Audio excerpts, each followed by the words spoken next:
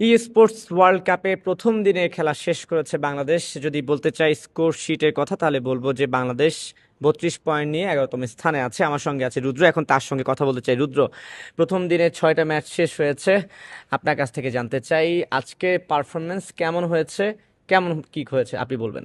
আজকে পারফরমেন্স খুব একটা ভালো হয়নি আমার মতে। আমি আগের দিনও আপনাকে বলছি যে আমাদের এক্সপিরিয়েন্সে কিছুটা ঘাটতি রয়েছে, ইন্টারন্যাশনাল এক্সপিরিয়েন্স।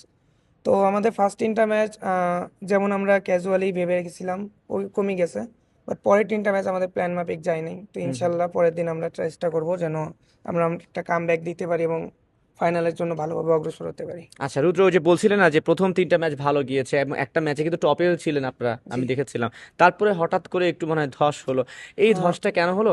আরেকটা বিষয় হচ্ছে যে যে এক্সপিরিয়েন্স তারা অন্যান্য দলের সঙ্গে তো খেলেছেন, তাদের সঙ্গে জি। ঘাটতির কোন জায়গাগুলোতে মূলত মনে হচ্ছে যে আপনাদের দূরত্ব? সো বেসিক্যালি আমাদের যে ওয়েদারটা ওটা একটু বেশি কোল্ড টাইপের তো। ঠান্ডা বেশি জি, পড়েছে। অতিরিক্ত ঠান্ডা বৃষ্টি পড়ে না, বাট এসির যে এটা ওইটার তাপমাত্রা একটু বেশি লেস আর কি। তো আমাদের আর কি, আমরা যারা বাঙালি তারা তো নর্মাল টেম্পারেচারে থাকি 28-29, তো 16 ডিগ্রি টেম্পারেচার কিংবা 15-14 এই টাইপের টেম্পারেচারে হাত আর কি ফ্রিজ হওয়ায় আমাদের পারফরমেন্স খুব একটা উঠতে পারে নাই।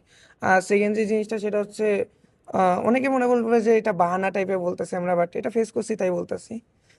যেই আমাদের আর কি একটু ঘুমের কমতি রয়েছিল। আমরা স্লিপ সাইকেল আমাদের ঠিক ছিল না। অনেক লেট নাইট পর্যন্ত প্র্যাকটিস করছি আমরা, কজ আমাদের ফোন আমরা পাইছি আগের দিন রাত্রেবেলা, দ্যাটস আচ্ছা ওয়াই আচ্ছা।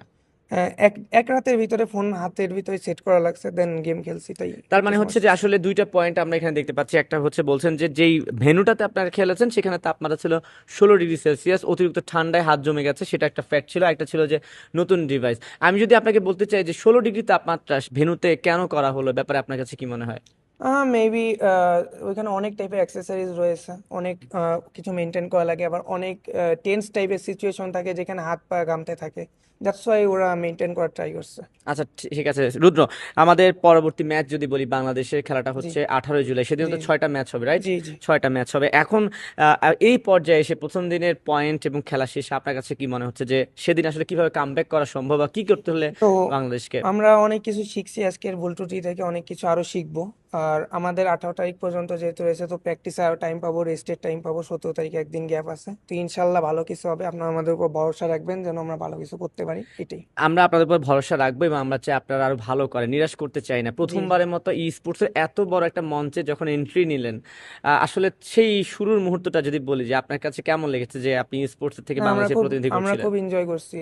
তো as a Bengali first time এই টাইপের একটা জিনিস উপভোগ করছি, খুব এনজয় করছি, কোনো প্রেশার ফিল হয় নাই, কিছু না, হুম হুম। বাট এনজয় করছি। খুবই এনজয় করেছি। ঠিক আছে, আপনাকে অসংখ্য ধন্যবাদ। শেষমেশ বলতে চাই যে আহ, পরবর্তী ম্যাচে গেম গেম প্ল্যানিং যদি বলতে চাই, গেম প্ল্যানিং কি হতে যাচ্ছে, কি করলে আমরা ইনশাল্লাহ 19 তারিখের পরেও আমরা উঠতে পারবো বলে মনে হয়, এবং আপনাদের যে দর্শক আছে বাংলাদেশে, যে আপনাদের ফ্যান ফলোয়ার আছে, তাদের উদ্দেশ্যে যদি কিছু বলে দেন। তো ফ্যান ফলোয়ার যারা রয়েছে তারা নিরাশ হবেন না, আমরা আমাদের সর্বোচ্চটা চেষ্টা করব।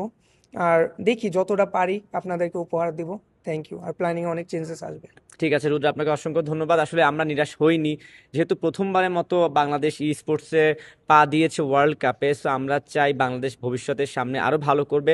যেহেতু ব্যান ছিল এই স্পোর্টস, সেখান থেকে যে এত বড় প্ল্যাটফর্মে সুযোগ পেয়েছে, সেটাও কিন্তু অনেক বড় কিছু। শিখার কোনো শেষ নেই, বাংলাদেশ শিখবে, সামনে আরো ভালো করবে, এই প্রত্যাশাই কিন্তু আমাদের রইলো। রুদ্র, আপনাকে অসংখ্য ধন্যবাদ। আজকে ম্যাচ শেষে এখান থেকে আমার কাছে এই ছিল সর্বশেষ।